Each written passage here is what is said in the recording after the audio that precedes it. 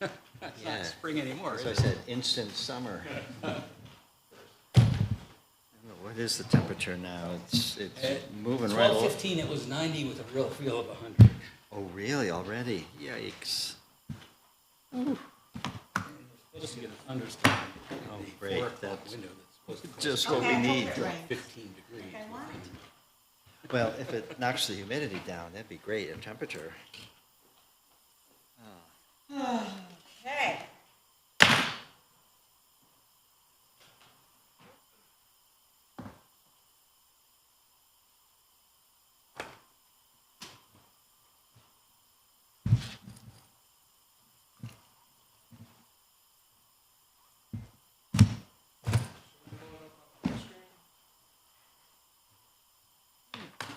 Sure.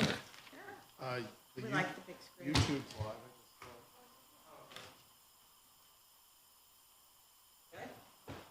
Yeah, oh, Mayor's should be right back.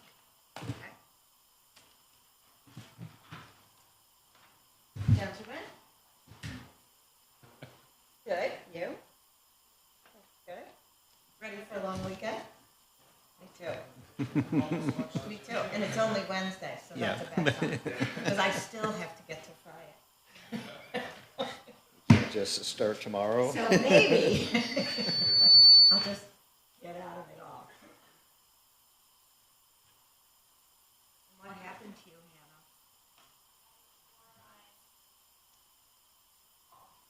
Hannah? Boy. Oh, fun thing to be doing, so it's a good, story. But it hurts. That's why kickball is supposed to be for elementary school kids, so they don't do stuff like that. Right? I got confused. Coming from the elder. Coming from the elder. Just ignore us. Kick the ball as long as you can. Yeah, right. That's right. Well, that's too bad. How long? 6 weeks? They don't do the surgery. Do they do the surgery now for meniscus? So see, got my MRI today. That's why I retired from physical sports. All I do is officiate now. So Dick, I have So much a better. dollar pleasure now on a daily basis when I drive down Lombard and see the guardrails there. I mean, it's really good. I'm really glad to see that. Yeah, I've no. been worried about that since we had that. Yeah. It's this funny little intersection there. Boulevard? Yeah, where you kind of come down and there's like kind Yeah. of tees into it, but it's like a triangle and Yes, there's like a and little odd. median kind of area and people are. Remember, we added a restaurant. There was a there, restaurant and project since there. then, traffic has increased significantly. I kept waiting for somebody, because people keep parking in that triangle. You know, especially at night when it's dark down there, I keep waiting for somebody to get hit walking across. Lombard and Erie Boulevard, just past like. Westcott, Oh, between, I know where it is. Yeah. between Westcott and Erie Boulevard, Yeah, there's yeah, a yeah, little yeah. It's section there. that little Yeah. fun Christian. Did you get any copies? That I've never known the name? Did you make any copies? Oh, yeah, and ours is like going so slow. Yeah, that's a great idea. So we're missing George and Walter.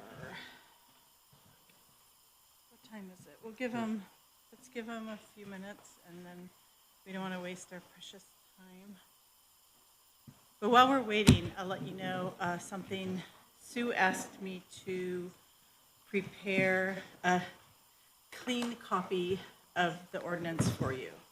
So this clean copy has anything that we moved, it's no longer stricken in one location and underlined in the other, it's just moved. So that you don't have pages and pages of underlined language where you have to say, oh my gosh, did they change any of Because this? there's no language There's no change. changes. So I just cleaned it out as if it were adoption copy. And the only thing that's now marked is actual new language or within a paragraph, a stricken sentence or something. And then there's two new pieces in here. One is a definition of non-natural surfaces, something Barry pointed out at the Planning Commission meeting, and also a kind of emergency provision Jake vetted with the mayor to put in about exempting gas stations with a retail component from the no parking between the front of the building and the street, because they just don't function that way. So, Oh, so they don't have to go to BZA for it? yeah, because otherwise there's no other way for them to function. So we vetted that with the administration, and it's in here. That's why they didn't go to BZA, because that was in the offing. 'Cause it wasn't on the agenda. Which one are you talking about there? The The one on South Salina. South Salina Street. Oh. We held it, right? Yeah, we held Yeah, it with no. referral to the BZA because of the parking in front Oh. issue. But it hadn't been on the agendas. No, not yet. Because this isn't adopted yet. I mean, I assume it will be. I mean, I don't know what the status is with that one. Yeah, I don't think If the two BZA meetings since then, it hasn't. been if they haven't gone yet and this gets adopted, they won't have to go.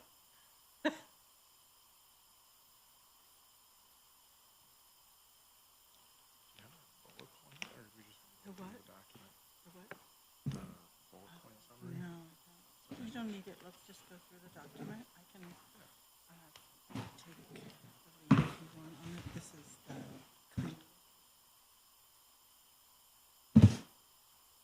All these are? yeah.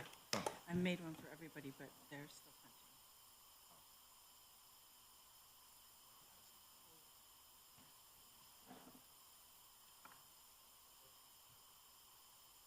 It doesn't have to be. It's in the article. Sorry. Because it Because captures it all. the- It's not,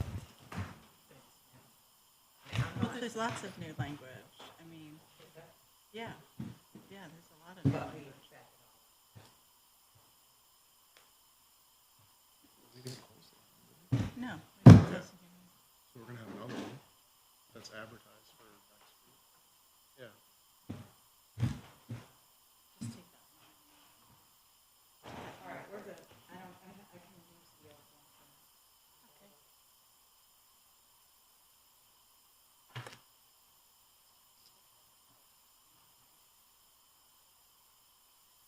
While Jake's getting adjusted here, welcome to your first work session. What we're going to do today is try to go through all of the changes to the rezone. We won't go through the table of contents. There are changes, and there's some kind of funky word processing things going on in the document, one being the table of contents. But I'll start off with the minor changes and then let Jake jump in. So in Article 1, I think it's not up yet, but in Section 1.1, we put the effective date of the code, or the date of adoption in the code. Are we having technical difficulties?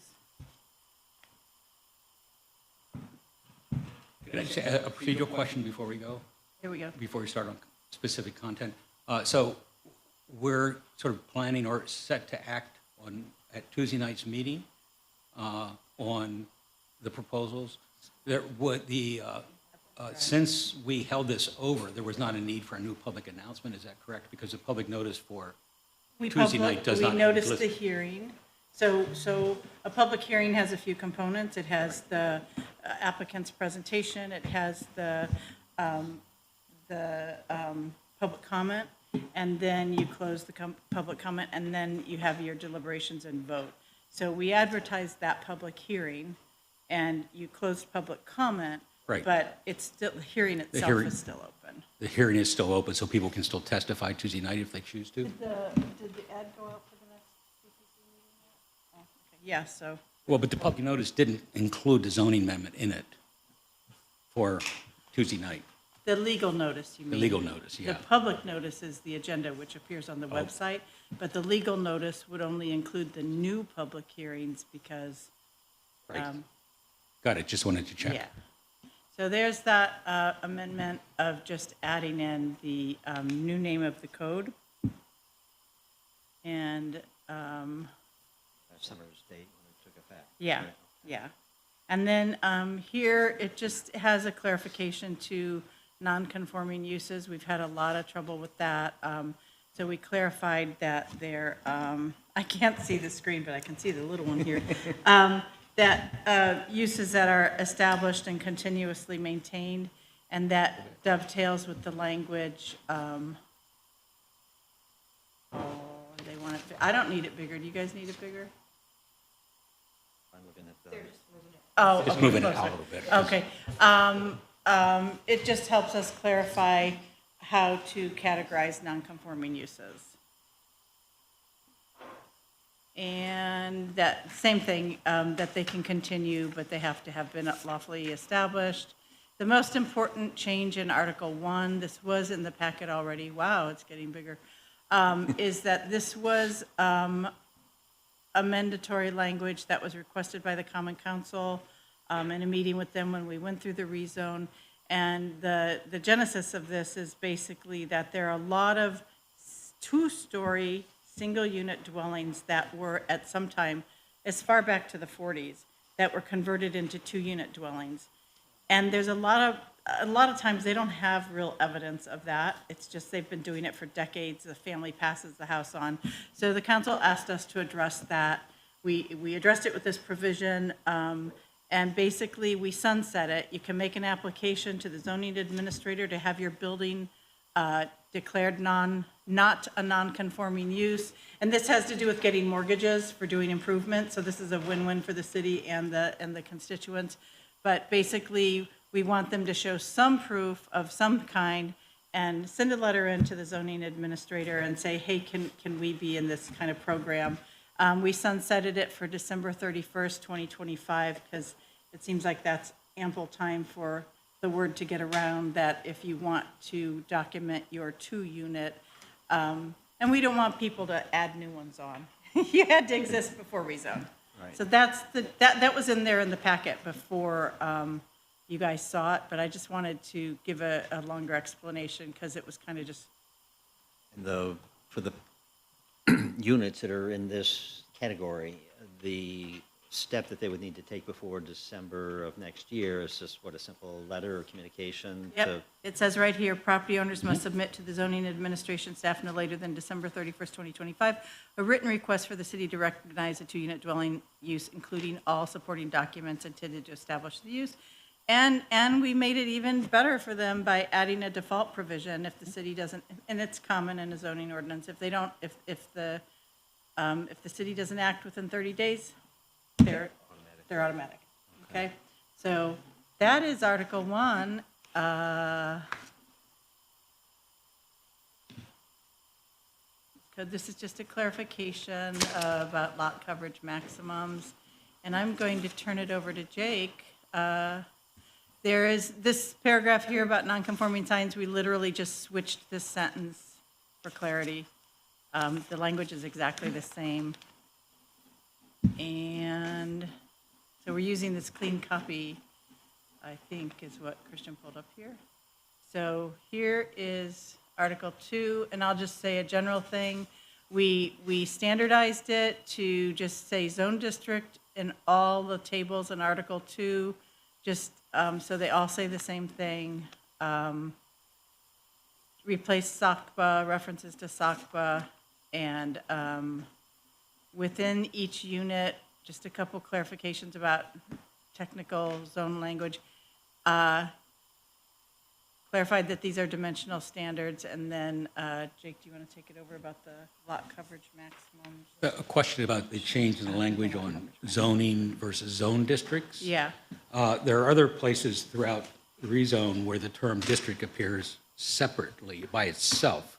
Is the intent to eventually all those be changed to zone district, or does it matter? if the reference is to zone district, they'll all be changed to zone district. It's just for clarity's sake, because Right. we have planned development districts and planned institutional districts. Right. And there might be a reference, I don't know for sure, that where we're just talking about some other kind of district that's not a zone district. So personally, from a legal perspective, I want the document as clear as possible. So we inserted zone district because there's different uses of the word district. And Jake will go through these later, but the only other thing that's a big change in Article 2 is that this bottom section, lot coverage maximum, the code was kind of all over the place, and it referred to it in a different way in every district. So almost, so sometimes it says lot coverage, sometimes it says impervious coverage, sometimes it says lot coverage maximum. I just made it the same throughout so that we always know what we're talking about. And added in for the residential districts, this other non-natural surfaces, because as the code stood, it only covered structural and parking and driveway surfaces. So we actually didn't allow sidewalks or patios. And so now we do. And I made it the same in every of the R1 through 4, 10%, and reduced the parking surfaces by a like amount, because I think they were trying to capture all of it in parking and driveway, but,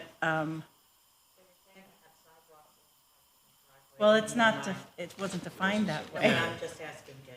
Yeah, That was your interpretation of we feel like the other, 30% yeah, the number? other impervious surfaces like pavers and patios and poured concrete, walkways was included with that. So basically, we've separated it so we're clear that parking surfaces is different and, stands out from other. Right, but, But this still covers, like, you can't just go, pave your whole backyard or Right, put, right. pavers in everywhere in your whole backyard. But it does separate what your driveway can be, and, 20% of the lot is still quite large for a driveway for parking residential. service, for residential, yeah. right.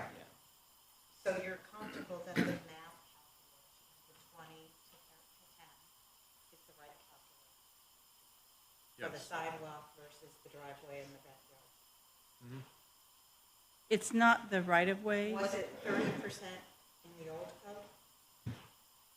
Yes. Yes, so it totaled 60 between the two, So it was 30 and 30. yeah. This So you is, think you can mandate 20? And it'll be all right? this is only for the R1 through 4. Right. It's not for any of the more dense districts. I had a question about that in considering surfaces and reference to surfaces that allow liquid to pass through, water to pass through. If you have a deck, you can have quite a large deck, and normally decks have spaces between the boards so the water can pass through. So that would be excluded from this, those kinds of structures? Okay. That's not we don't view a deck or a pool as a non-impervious. But it is a structural. Yeah, Part of the that's why I deck had the structure. question. It's part of the lot. Because, I mean, you could build a big deck. Right. Yeah, like if you had a small, let's say you had a small lot, you couldn't build a large deck that took up your whole backyard, for example.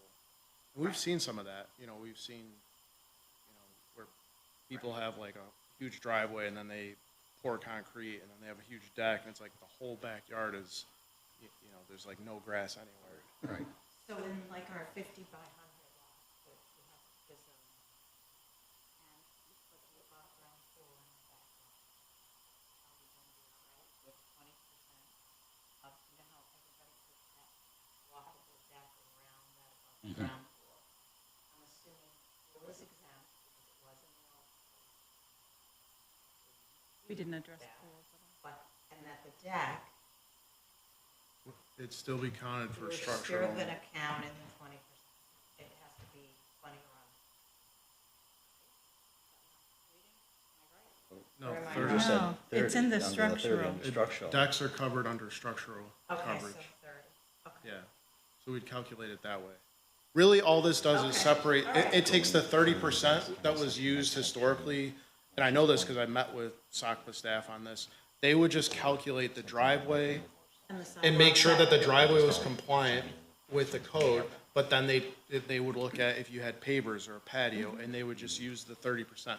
What we've done is just separate that because we know it wasn't all used for parking and driveway, so we've just delineated that clearly here. And So- we have had a few instances where people paved a good portion of their lot because it was a large percentage. And technically, you could use your whole backyard, 30% of your lot for parking, because that's what it says right now.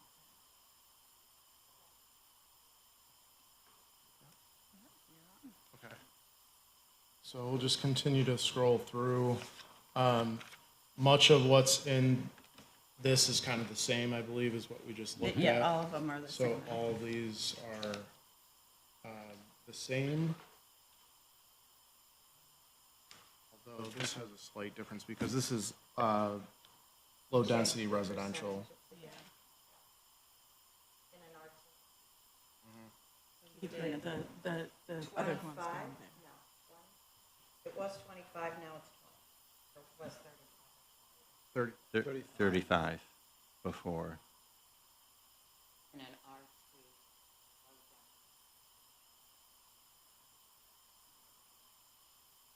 R2. No. There's not very many, and,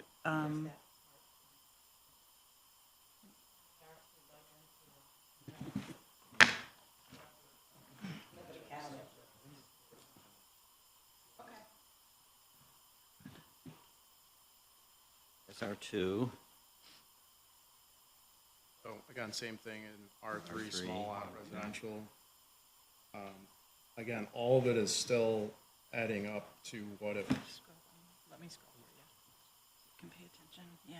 to what it was, but again, separating out parking and driveway to delineate specifically. So in this section, this is a wild card question that I wondered about ever since I moved to Syracuse and never had any answer with. One of those people that happens to have this wonderful Central New York institution of a shared driveway. And I've always wondered about that at lots of different levels. There's nothing in here that I see that it actually relates to all of that. So what do we do about that whole shared driveway issue if that comes up? So what we've done is typically split it in half with each owner. There has to be an agreement between the two unless there's some sort of right-of-way or easement in place, which we will pull. We'll work with Corp Counsel. We'll pull abstract titles. We'll go back and see what exists there.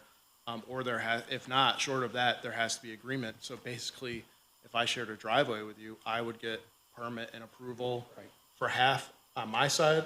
You would get approval for half on your side, and if it meets this, then You still own, your deed still tells where your lot's delineated. So what you're asking about is how do we do the calculation? So you'd get half of what's allowed on your lot. You could still pave a bunch of your backyard, actually, if you have a shared driveway, because you'd only be using a small piece of your allotment. I'm assuming in a lot of situations where it's a shared driveway that goes up, but they all do kind of Fork off, go yes, back at over to some a point for the most part. garage or other Correct. parking areas, so then we would calculate the rest of the allowance with whatever you're proposing to, get to your garage or rear setback parking area. Guy.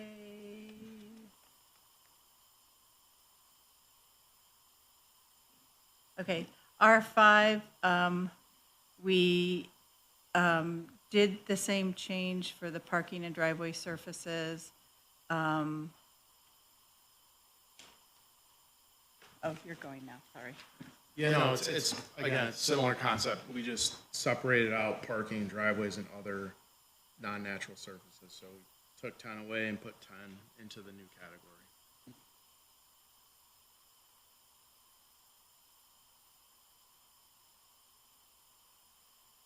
I think you guys have the wrong one up.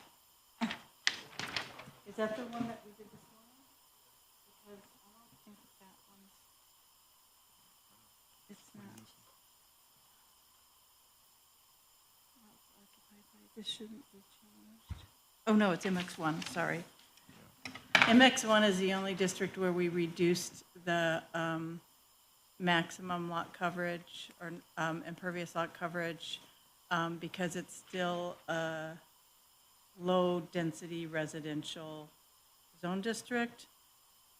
But then as you go into MX2, all the rest of them, we haven't changed anything.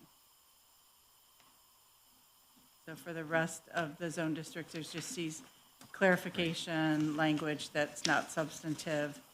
And Consistency. then, yeah, and then all of the percentages are exactly the same.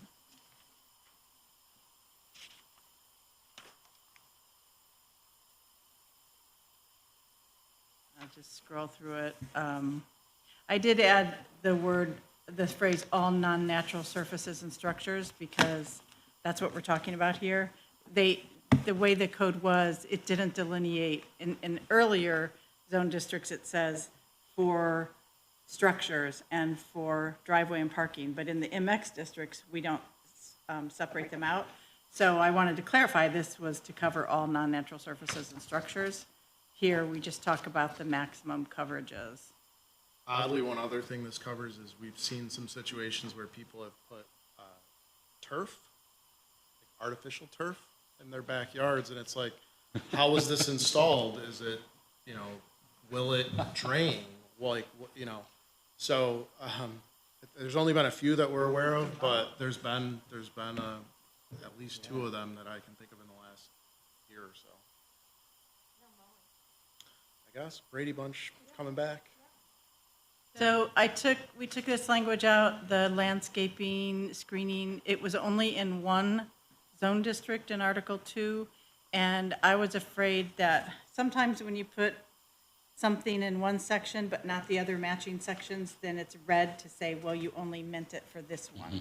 So I took it out of this one because it didn't appear anywhere else, and there's actually a global comment later in the rules of measurement that says you may not be able to get 100% or 95% because you have to abide by the landscaping. So I took it out here only, not because it doesn't apply, but only because this was the only instance where it was in the table. And I didn't want it to be technically read that it didn't apply in the other districts. And now I really am going to turn it over to Jake, but I'm driving. Yeah, just keep scrolling. These are, I'm up to. yeah, you're right.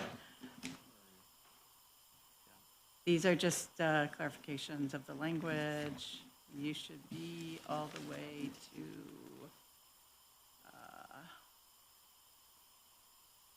this actually, you may not remember, this came up because of some citizens who were concerned about the zone changes on Lafayette Road, and we realized that this had been, this sentence was actually in the wrong place, and it was meant to be down here.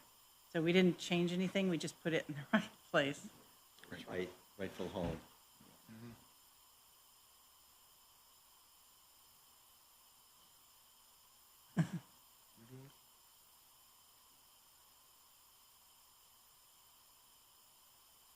And this is a clarification, just trying to make sure people understand exactly what we're talking about in each instance.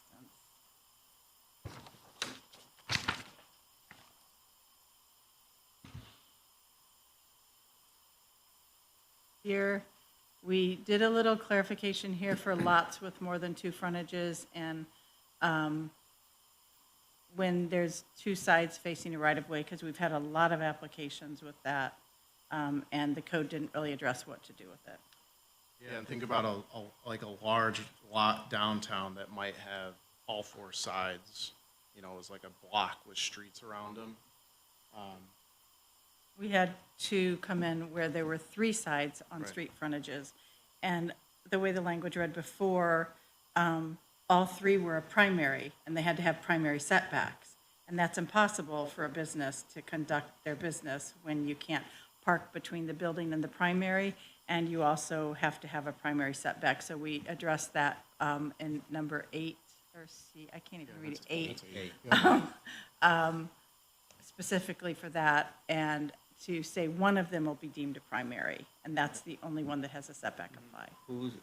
Which party is responsible for identifying the primary frontage? The team does when it comes in.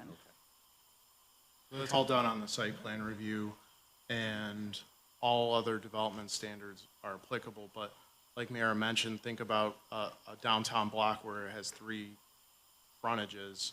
Basically, they're like, okay, how do I put in my accessory parking, which is allowed by right to go with my use of my building? And this is for new construction projects too. So, this is something that we feel like is necessary to address that. Otherwise, projects wouldn't be able to put in parking that they're allowed to have. A project on Solar Street didn't end up going forward, but the plan was, they were trying to figure out the primary side, and then if there was a second building, if there was a building, parking, is this parking garage going to fall into that prohibition against the secondary building? You remember the Solar Street I project? do, yeah. And really, any project that Yeah. would trigger this would be going through major site plan review. So it's something that would come before the planning commission. So you would see our report, you'd get to review it, and what the development, what the designers are, how they're kind of designing it to have their primary side, what's like the main entrance kind of thing. And we think it makes sense. In paragraph 4, we're adding street to frontages. So when I saw that, I was just wondering, because there's throughout the documents, there's places where the term frontages appear, not in a header or anything, without street. Does that always mean street frontages, or are there different understanding of the term frontage?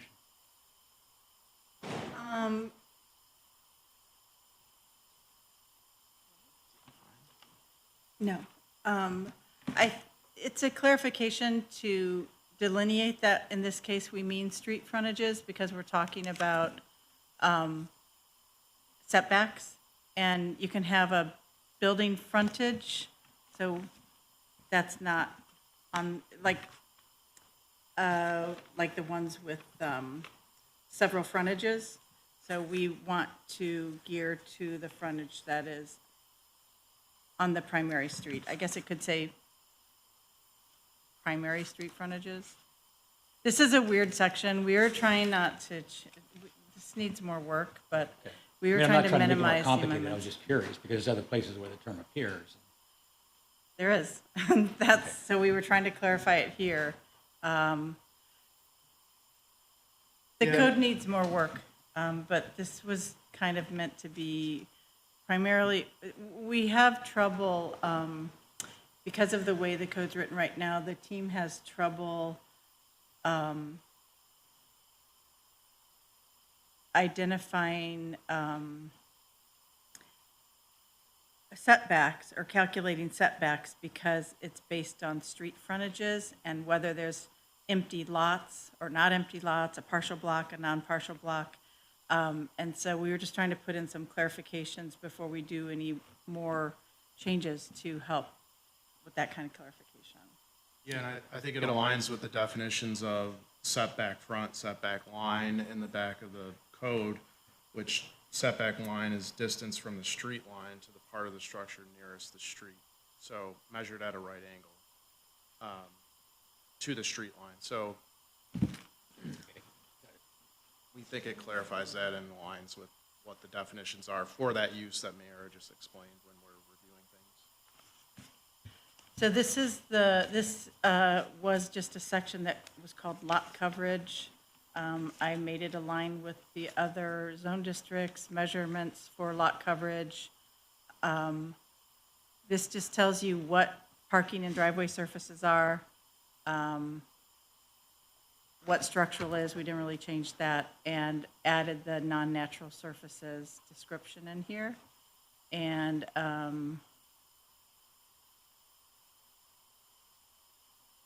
this is the part about the landscaping that you may not be able to reach your maximum. So that applies to all of the lot coverage allowances. I'm sorry, I can't see the screen, that's why I keep hesitating. I'm staring at it. No, it's okay, that's too small too. So if I have my glasses on, I can't see anything. If I have them off, then I can't see anything, so. No, it's okay. I can see it well enough, as long as they're okay. So this is just, again, kind of rehashing what's already in the code, but giving a little bit more detail for that lot coverage. It's really critical, and it wasn't clear before. Technically, before, you couldn't have sidewalks. I mean, the way we administered it was we just lumped it all together, but you don't park on sidewalks, and that's a big issue with DPW right now about people parking on right-of-ways. So in conjunction with the issues they're having with people parking on sidewalks, that was part of the genesis also for separating out. Yeah, we've also seen people expand parking areas by vehicles parking, let's say, side by side, where the car on the left, their left side tires are on like the lead walkway, which abuts a asphalt parking driveway, and you know what I mean? So just, it cleans all that up. And we see people that they'll asphalt a whole area and they'll say, well, this section to the left, that's, this 3 feet of it is really my walkway. And it's like, well. It's one you continuous did- surface. Yeah, it's one continuous surface. So like, we feel like this kind of cleans that up too and makes it clear on what you can have, what you can't have, and kind of makes you delineate exactly what it is with different materials. Because most people aren't doing anything other than asphalt for parking, for residential in particular. So this is a summary of the zone district dimensional standards, and the changes in here should reflect exactly what we just went through. This is the residential districts here, and then you'll see down here in the commercial districts, there's virtually no changes because we didn't make changes except in MX1.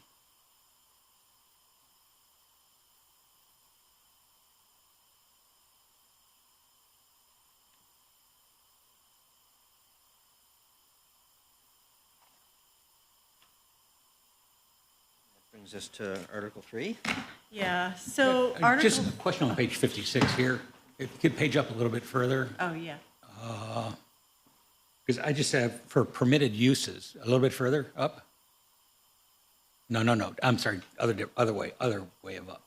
Oh, way Down, above. down, I'm down, no. Down. Yeah, so I could Where do bring, you want to go, Barry? I'm looking at the bottom of page 56, under Oh. explanations of table abbreviations. Okay, we haven't started that yet, so. Oh, I thought we were yeah, almost what's there. Yeah, we're there now. So starting. what's your Okay. question? Well, in that last paragraph there, in my copy, there's for dwelling units is in yellow, and I'm just not sure what that meant because of the general rubric here is underline and strike out. That looks a little bit different than our hard Oh, copy. yeah, that, it was yellowed because it was a note, yellow for future reference is always a note to myself. Make sure this says the right thing. Okay. And you'll see that 4 dwelling units or greater is now crossed out, and it's dwellings of 10,000 square feet or greater and/or 3 or more dwelling units, because that is the new standard in the table in Article 5.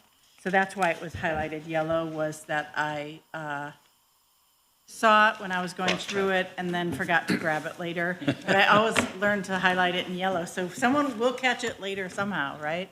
So just backing up a little bit about the table of allowed uses, we were trying to clarify here, the table is kind of confusing. I'm just going to forward to it real quick. It's easier to talk about it with the illustration, but basically, in virtually all zoning codes, the table of allowed uses separates uses into classifications, categories, and types. You see category and type. And the weird thing about it is classification isn't really regulatory.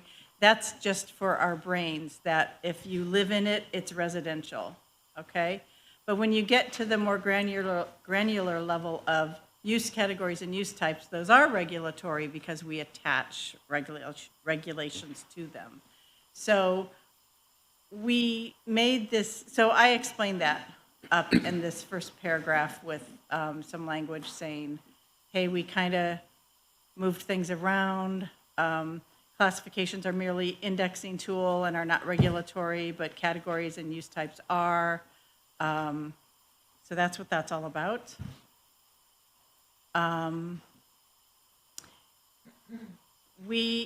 I think one of the biggest changes you're going to see here, we just had to change out the word multi-unit dwellings for residential commercial, because multi-unit is now not the category, rather it's residential commercial. This is one of those funky things with the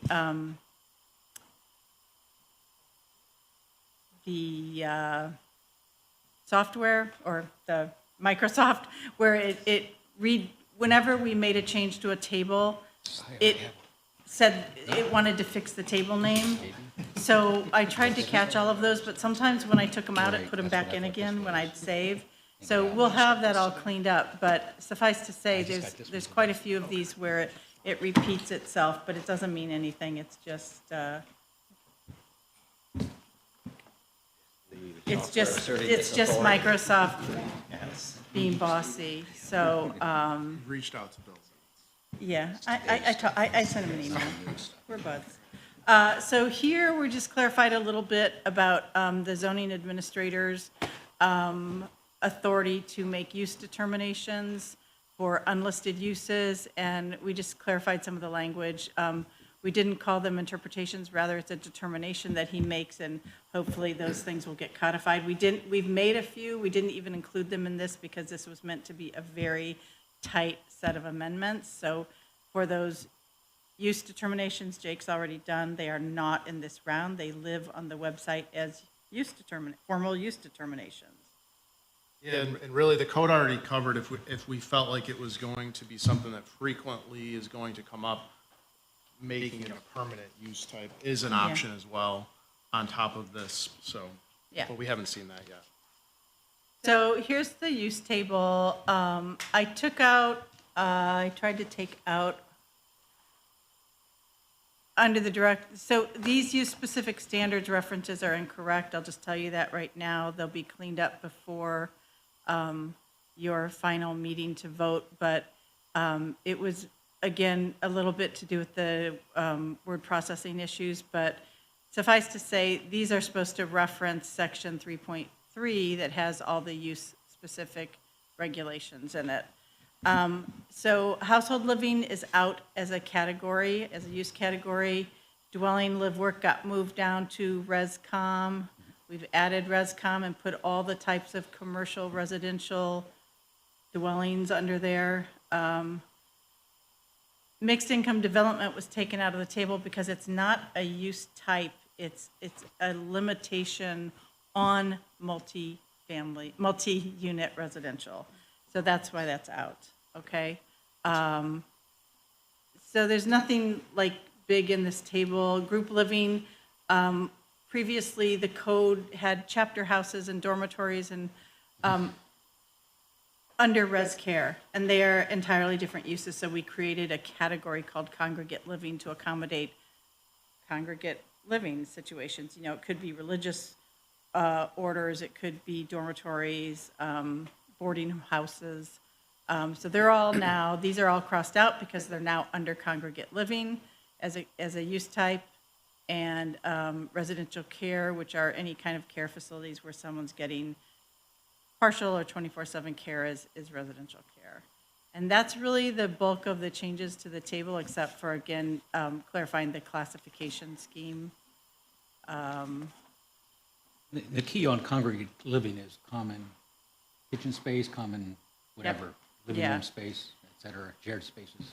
Yep, and we wanted to make that clear because we just wanted to have a clear delineation of what is what, because the one that's the hardest is kind of residential conversions. They don't have a common kitchen necessarily, so they might try to be called a boarding house, but normally a boarding house has the owner living on premises. So we tried to clarify what those are. So the collectives and communes that are scattered around the city, they come under the congregate living category?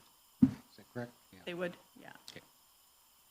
The other thing all of this does is it really cleans up and aligns with enforcement, which is really, a big part of my background, but also what our design with this structure is making zoning part of code enforcement and aligning with how building and fire code address some of these things too. So it aligns residential and commercial use and how different types of buildings and use have different code types. So it's really in alignment with what's commercial and what's residential, which is really revolutionary, I think. And It it's is. something that we've gotten high praise from a lot of people as one of the only or the only municipality doing this. And the state of New York specifically commenting on how this is the only way to regulate it this way without constitutional challenges. So, yeah, that means something.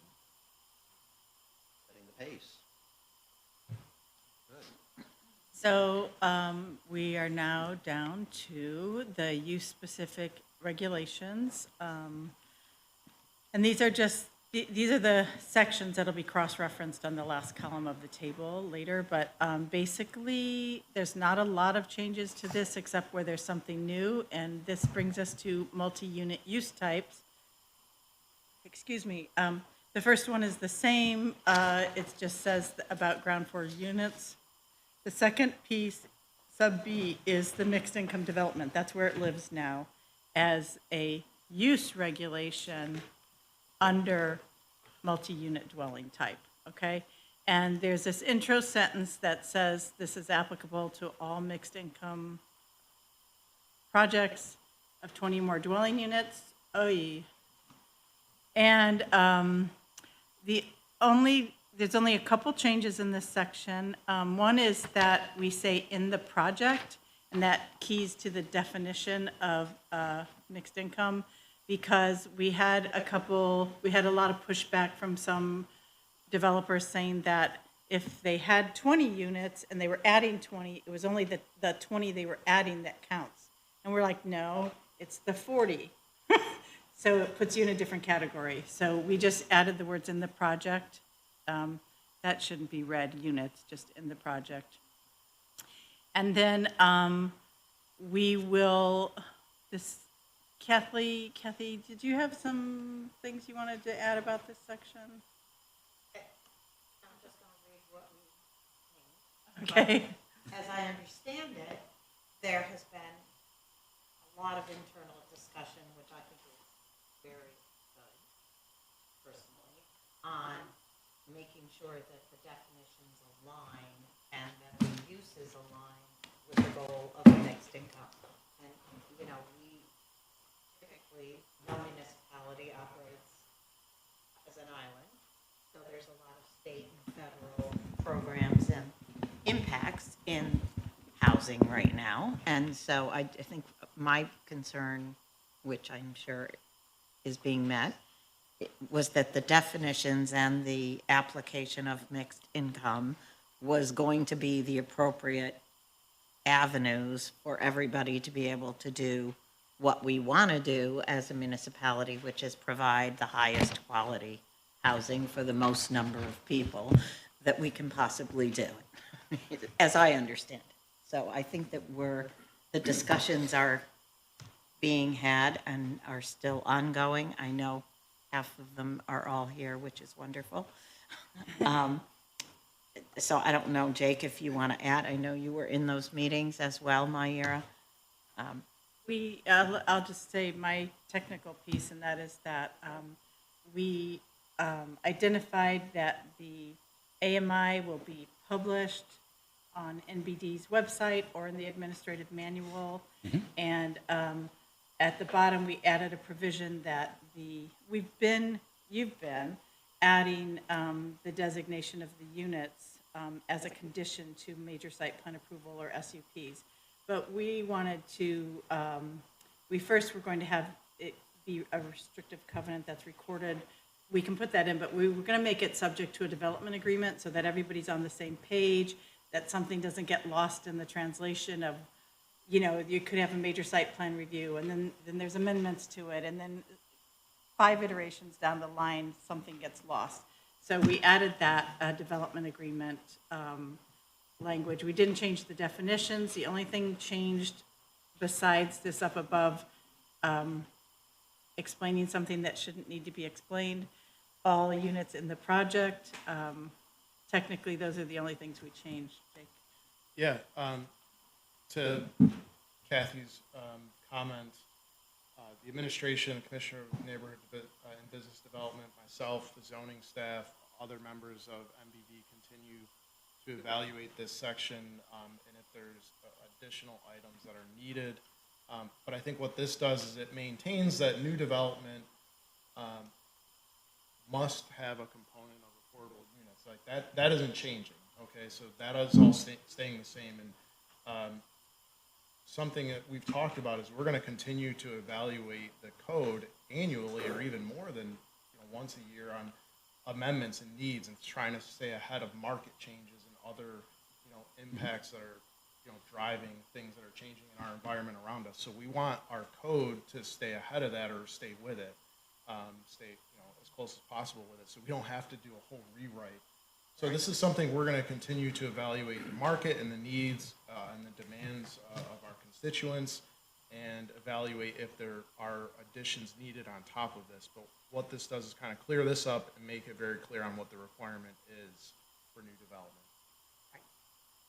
Could you go to paragraph 3 here? Just one thought that occurred to me, because we had some discussion about this regarding the certification issue, et cetera, is in paragraph 3, there was some concern about the term in perpetuity. And it occurred to me that the concerns about the term in perpetuity could be taken care of if the last clause, where it says mixed income development regulations are abandoned by the city, you just add after abandoned or otherwise modified by the city, would seem to mitigate the undesirable, untoward consequences of in perpetuity. Just Christopher the Mill. I mean, since the city can abandon it, it seems it could also modify those criteria in other ways if it wanted. Yeah, but I think also, I don't disagree, Barry, with that probably end goal. But I think, as Jake pointed out, it's more complicated than a sentence or two to Sure, try to absolutely. achieve the final goal of mixed income in all of our residential projects. And so I think they need more time. Absolutely. And there yeah. needs to be several more conversations and discussions with all of the teams to make sure that we don't put our finger in the dike and fix this and create the tsunami over here. Yeah, what we're doing now is, this isn't setting, doesn't mean other things can't be changed. There are active conversations going on, and this is more complex than what many will realize, and I felt like my head was exploding, going around in circles a little bit with it, but we also don't want unintended consequences. So what we're doing right now is adjusting. It doesn't mean that we're not gonna have other items that could come back, and we will do that. So just know that we're actively reviewing all of this with everybody that needs to be included in these conversations. Yeah, and so I would hope that that the whole section in mixed income, as we attempt to try to apply it accurately throughout the city in all of the projects, when we need to make changes, change the words, fix the words, the next round, whatever is the right way to do it, I think I agree with Barry, in perpetuity is a conversation we need to have. It has the intent of, not being able to change my mixed income in my building. But it may actually be, we want you to change your mixed income 10 years later. Right. Or 20. So in perpetuity may be too big of a word, but there's another way to do it. And- We agree, and you folks are doing the drafting and the revising, and we're very thankful for that, because nobody wants to draft on the fly. You need that thoughtful analysis, because you don't want to undo all the good things that are before this one section. We get to one section that we want to be, something that's perpetual, and it may actually take a series of conditions to say, at this set of the project, this is where we want mixed income. If someone comes along and there's now a change to this building, the new owner comes along and we want to encourage, right? The upkeep, and we want to encourage, if somebody comes along and says, things have changed, and we want to make this building more energy efficient. We don't want them to feel that they can't do something to benefit the whole. So there's always a way to keep, hey, we want the mixed income. Or if the day comes when we have a greater need, for a certain level of income property, that's always the hope, that we say, look, we are now have this great population, and with that bigger population, we really need to continue to increase what's available. And we don't want to create something that just says just 20%, right? So we don't want to undo one good thing by trying to accomplish a good goal, which is why we're grateful that you folks over there on that side of the table are doing this. Those folks all back here are the ones doing it. We're still ahead on all of this too, because no project triggering any of this is even occupied yet. Sure. Right? So we have time. This is something we will, address and get right for everybody. Yeah. But you need to hear the praise. My point is, we're all grateful Right. that we're approaching Very. something in a very positive way.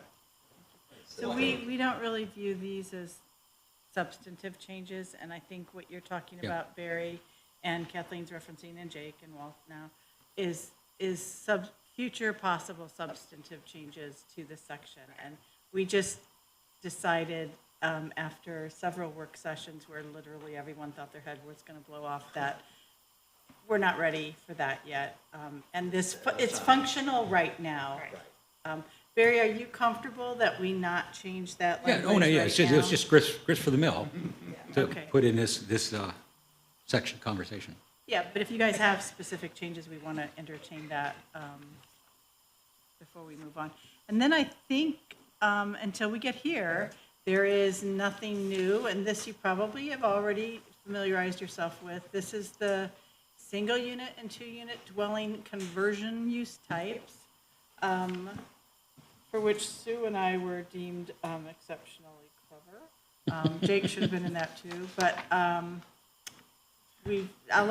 turn it over to Jake to discuss that. Yeah, this kind of ties to the Common Council's initial concern with rezone around definition of family and how we're going to regulate, expansions of bedrooms and all that good stuff. So what this does is it captures, if you want to expand and add, I've been in houses where every square inch is converted to a bedroom, almost.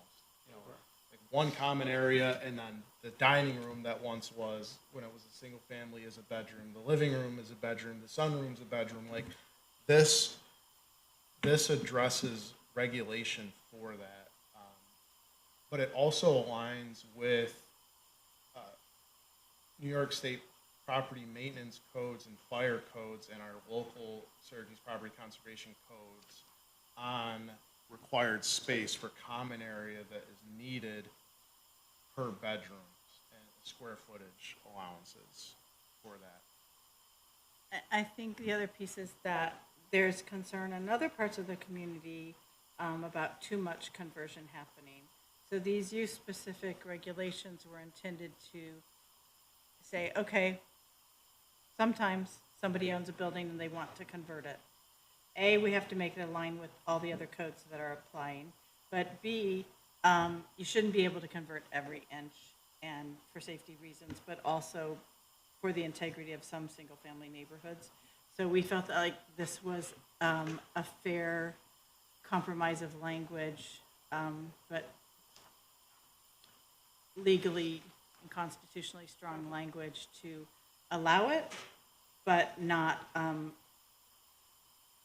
cause conversions to overtake complete neighborhoods. Balancing safety with your right to do what you want with your property. Yeah, and the words are captured on there when we pull it back up, but the best way to explain is when you increase density and intensity, there are use regulations when you want to do that in residential neighborhoods. So if somebody wants to take a 3-bedroom house and make it an 8-bedroom house, well, there are certain requirements to do that, and if you can't meet those requirements that align with, other building and fire codes, then you're not allowed to do that.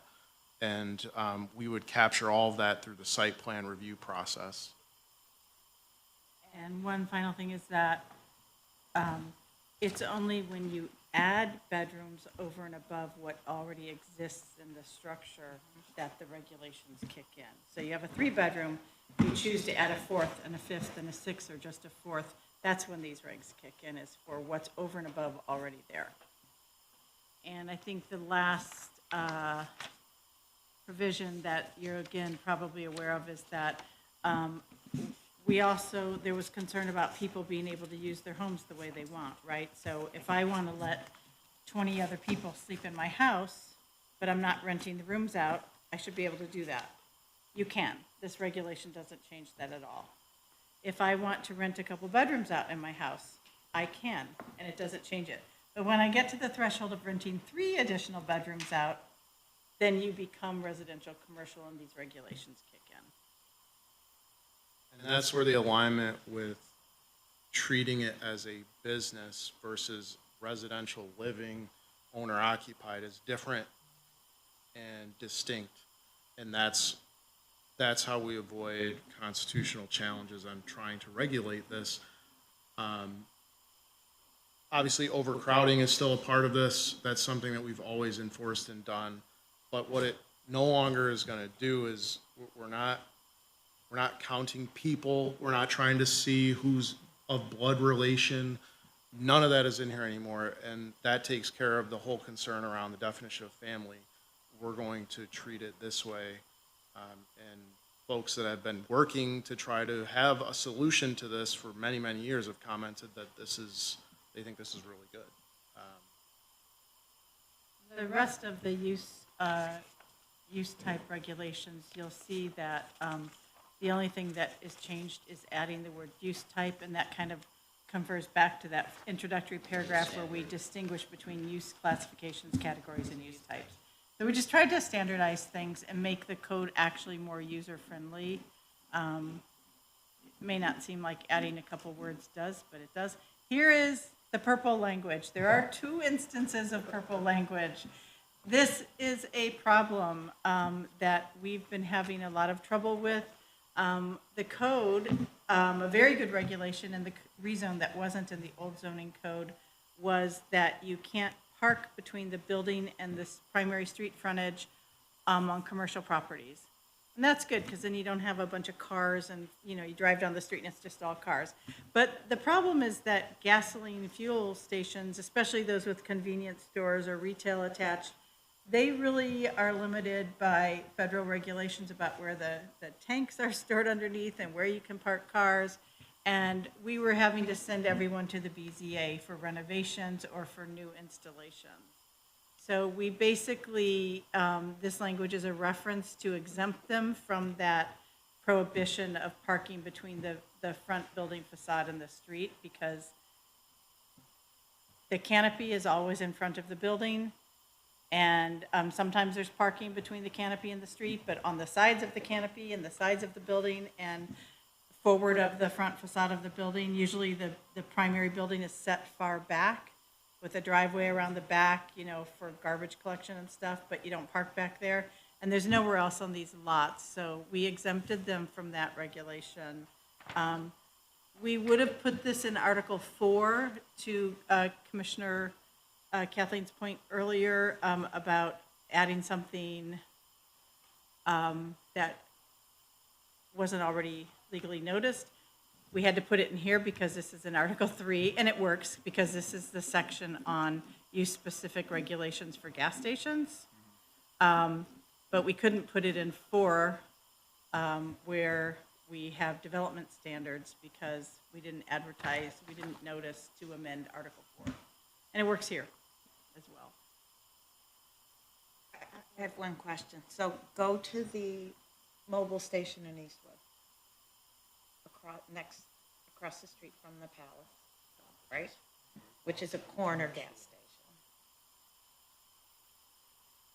So, if I'm remembering correctly, and I could be remembering wrong, when that was cited and permitted, it was done, of course, right in the middle of Eastwood, right? It was done with the required setbacks. So there is no parking at the street on either corner. Everything is set back. The canopy, the gas, the store, the whole thing. Right now it is to visually align with all the other commercial, right? Instead of we didn't allow it to jump into the front of the line, the visual line. So it sits back, as does the gas canopy. Everything is back. So the question I have is now, can I park at the street, between the street and the... Technically, I guess I could. But even in that, Technically, I guess I could. But I don't need to because everything's in the back of the lot. but even in that, Right. I think what you're describing though, even with it set back, where the cars would be even on that specific layout, they would still have violated the rule, because the setback is from the street line to the structure. So even if it's set back further and a car is still in front, it still violated that section of code. Okay. But to your point, yeah, like, I guess, it Now, is, there's no reason for me to, because Right. I have to now walk farther to get to the store and to the Yeah. gas. but let's say, But I'm saying, but even getting your car as close to the entrance to like the retail, store area, that was still the front setback and parking wasn't allowed. Well, what we can do in your scenario, where Yeah. if you wanna say like, listen, we want it, the parking spots are up here, not out by the road. yeah, We and can I'm regulate that assuming in site plan. enforcement-wise, Yeah, that's logical. Like, you're not looking now at a parking lot on James Street, you know, so that people go into the store. You're still, and they don't. They park in front of the store, which is way back Which is there. what we want to let them do. Right. I worried about that too, of parking right along the street. Right. But I think most stations aren't configured to allow that, but there No. could be the exception Yes, where that right. you can. Which is not my example. I just, Right. I'm just The saying. possibility of it. The whole point of the sighting in the first place, is, in my memory bank, was to keep that visual line down the street so that no commercial jumps out Right. of the two, you know, out of the line. So, okay, I Are you- answered my own satisfied question. with this Yep, language, yep, Commissioner? yep, Okay. I answered my own Because question. we were being forced to send all of these to the BZA, and it's an area variance, right, guys? Yes. No, it's a use variance. variance. That's the problem, is that that's why we did this. It's a use variance, and it's almost impossible for them to meet the criteria for a use variance under the heightened scrutiny that the board is using. They have to prove that they can't get a return on that parcel in the first instance for any other use allowed in the code. So no gas station, they're not gonna get it. Well, I can't presuppose what the board would do, but I'm just saying that it was creating an impossible situation for station owners to renovate or build Big new hill to ones. climb. Yeah. Okay. So, oops.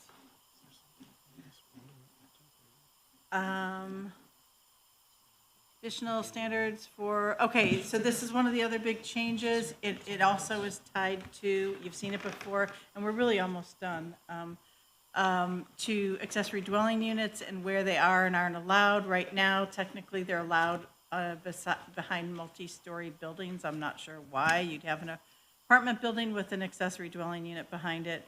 But there is an instance where that would be appropriate, and that's behind a congregate living facility. Because quite often, boarding houses you might have, a fraternity you might have, a religious community you might have, an accessory dwelling unit that you want for the house mother or a caregiver behind a care facility. So we accommodated that. We kind of just restructured the section and added a little bit more regulation. Again, you've seen this, but you can't, so we already said it could be to the side and the rear. We clarified, again, that you can't put your ADU in front of the front facade of the building. Because there's a lot of confusion about what the side setbacks are and what the front setback is. So we just thought we'd throw that in there to clarify further. We also said you can't have a separate driveway to your ADU unless it's going to the alley. Just a few of these clarifications I'm pointing out. There's been a lot of inquiries about using shipping containers. So we said no, which is okay to do in a zoning code, like you can. There's case law about the aesthetic impact of zoning regulations. So we basically kind of gave our expectation that is like, your ADU will look kind of like your house. You can't use an industrial type thing or a shipping container unless your house looks like that. And there are shipping container houses. And I wanted to point out, So the shipping container prohibition relates only to the ADU. only to ADUs. Okay. So, I've seen, For a commercial, I've seen Dwell magazine, they have like these. ice cream shop or We could something. build one, Steve. stacked. We could stack them up. Yeah, there's a whole They, development proposed people are with that. doing it. People are didn't doing happen, it, but it stacking was shipping proposed. They are. containers for Yeah, homes. yeah. Yeah. And if you had that, then probably you could make the argument that it is like the architecture of your home, so nothing really huge here. You've got to live there, you have to live in the ADU or in the front unit. That's, We have not had one of these yet, by the way. I don't think the market is really demanding of it yet. Maybe someday it will. We've talked to other upstate cities, Rochester in particular was one of them. They haven't seen one of these either. So maybe someday we'll, I send Jake, yeah. I text Jake pictures of shipping containers all the time, though, just to keep it in the. You, by building code, you can do it. No, we've had inquiries, not serious in my opinion, but nobody's attempted to actually apply to do one. People have reached out and said, can I? We just had one that someone's using as a storage shed. Well, shed, I meant as a primary Yeah, residential. and they can use them as a shed. We just had one, and the guy voluntarily painted it to look like a tree. I mean, honestly, you can't see it, even with the leaves off the trees in winter. It was brown, it looked like bark. It was actually really a great job. And I think he had renovated it a little, so it wasn't all rusty and nasty looking. So, so it's not like it's a prohibition of using them on your lot. So then, this is a new section, and basically what we did was moved the use definitions out of Article 7 up to Article 3, where all things use live. So use definitions for all the uses that are in the table now live in Article 3. This is a new definition, residential living use category, household living. We replaced household living with residential living. So that is getting rid of the old, which was the whole purpose of this round of amendments, and putting in the new, a little explanation about what the use definitions are. It's not really substantive legally. And then each category is described. And that's, this has the new definition for the dwelling, single unit and 2-unit conversion use type, so that's in here. Congregate living is in here. Residential care facility as redefined is in here. Otherwise. The reserved means what? The definition will be coming? Yeah, not this round. So Okay. we are trying to develop regulations for tiny home villages. We've had a couple come in. Yep, and also we know that there are faith communities in this city, and we want to be able to accommodate that, but we aren't going to just jump in and throw some regs in, so I just put reserved there. And then the rest of this is, it's all, this previously was all underlined in the last version you got, because they got moved, and technically you would underline it, but now it's just text, It's the because same it wording, it same hasn't text, changed. just And that goes placement. on ad nauseum for many, many pages. The only changes are adding the word category and use types to clarify all those changes that we did at the beginning of the chapter. We keep going. And down here, too, accessory uses and structure use type definition, same thing. They just all got moved from Article 7 up to here. So that Article 7, where it says other definitions, it's everything else that's not a use or a category. We didn't amend Article 4 at all. And Jake is going to talk to you about Article 5. And we didn't amend Article 6. And I think the changes to Article 7 are kind of self-explanatory because we just moved definitions around. But I'm going to get you up to Article 5 because those are the other big category of substantive changes that have to do with site plan review and all things coding and permitting. I know, I just don't want to overshoot it, never find it again.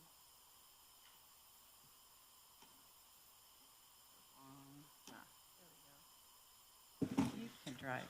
So with everything that we've discussed with the changes in the use table and the creation of ResCom and all that, comes with applicability and activities and what is triggering what under site plan review. So we had to adjust that. So once you get into that section on, That's 5.3, that's 5.1. okay.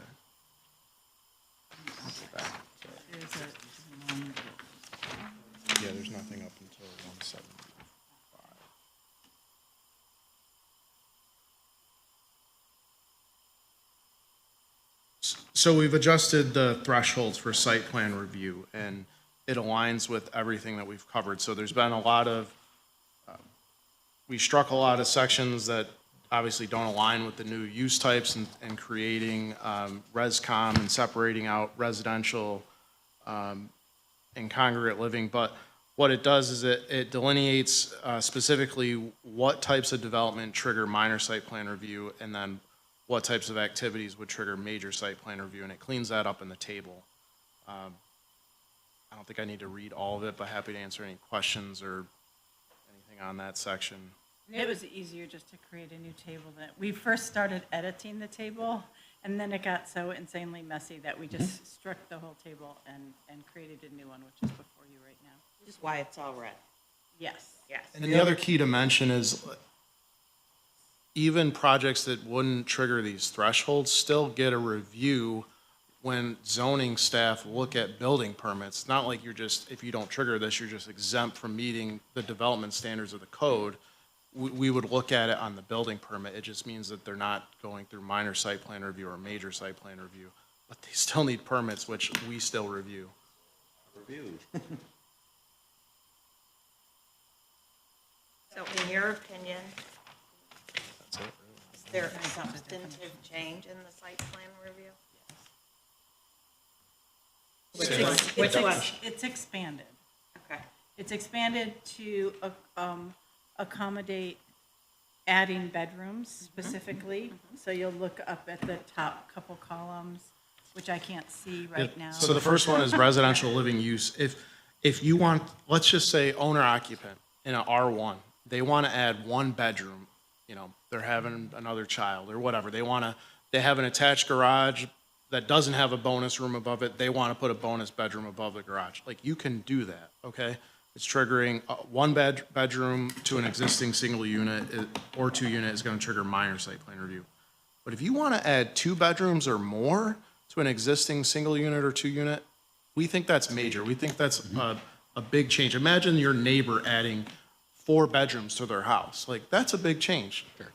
One is also, you know, maybe slightly, disruptive with construction and all that, but probably isn't going to change the use of the structure too much.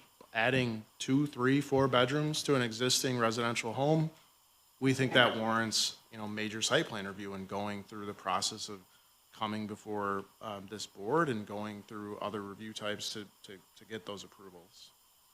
And adding means construction of a new space, not just renovation of an old space that was used for other purposes? No, it would include that as well. Okay. So it's Adding not- is I'm converting my living room to a bedroom.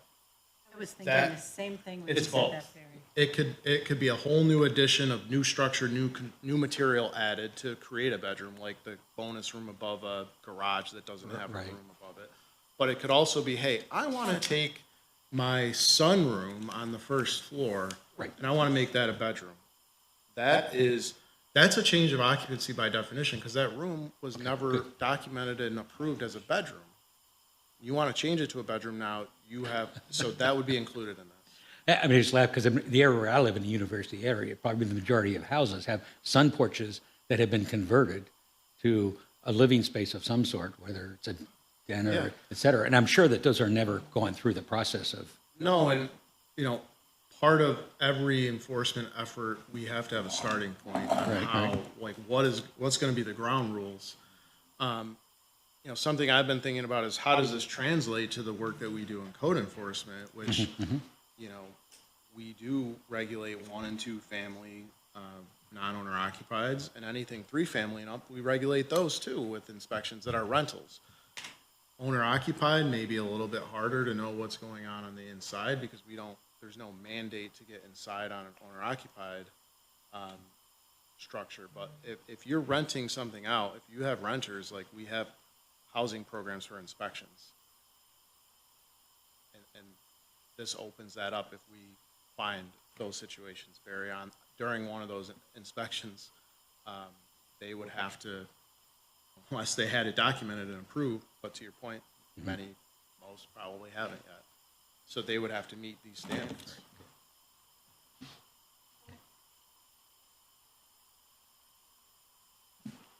Moving, Clarify the exemptions, and then there's one new definition that Barry kindly pointed out after the meeting, and that was non-natural surfaces, which takes us back to that maximum coverage. It's in purple in the definitions on page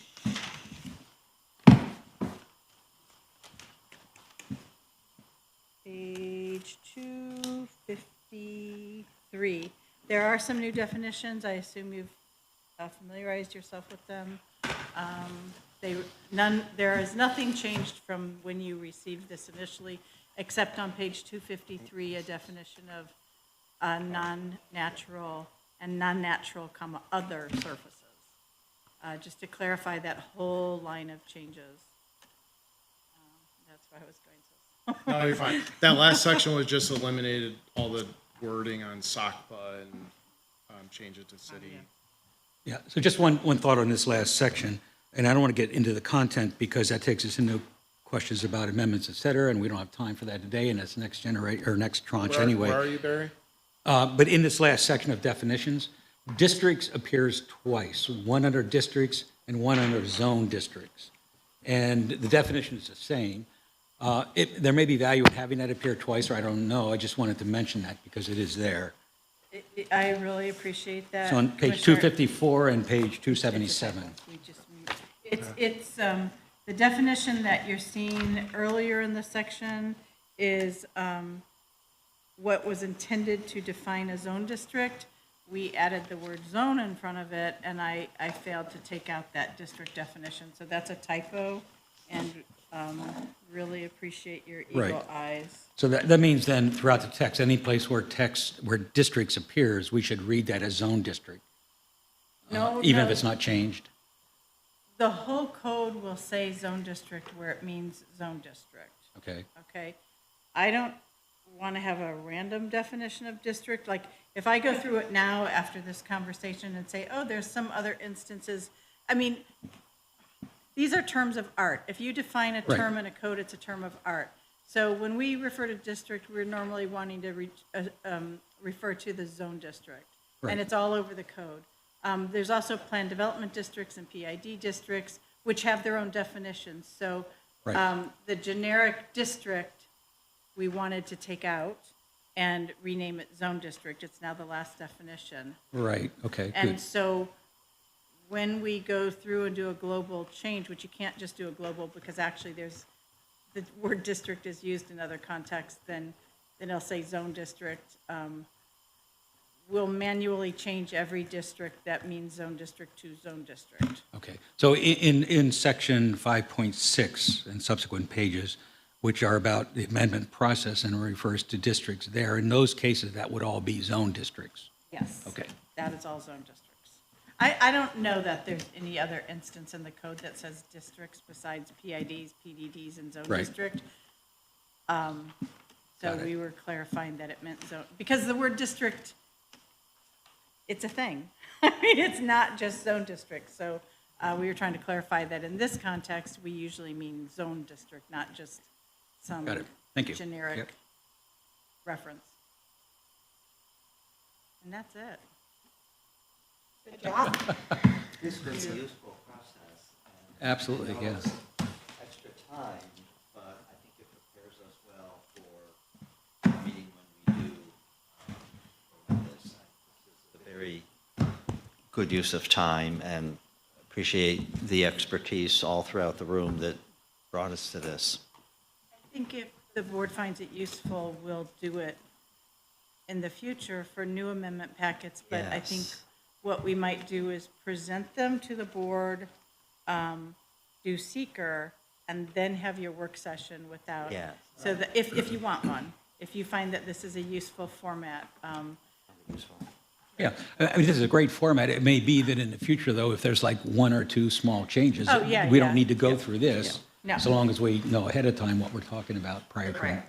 What I would recommend is we open that up to, your involvement in that decision as well. And I liken this similar to what Common Council does, where an item might get introduced and council wants to hold it.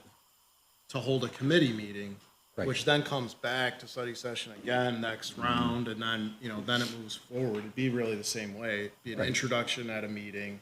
Okay, thanks for this introduction. We're going to hold this open to have a, work session or a public meeting similar to what they have for committee meetings prior to coming back. So it's very similar and in line with that.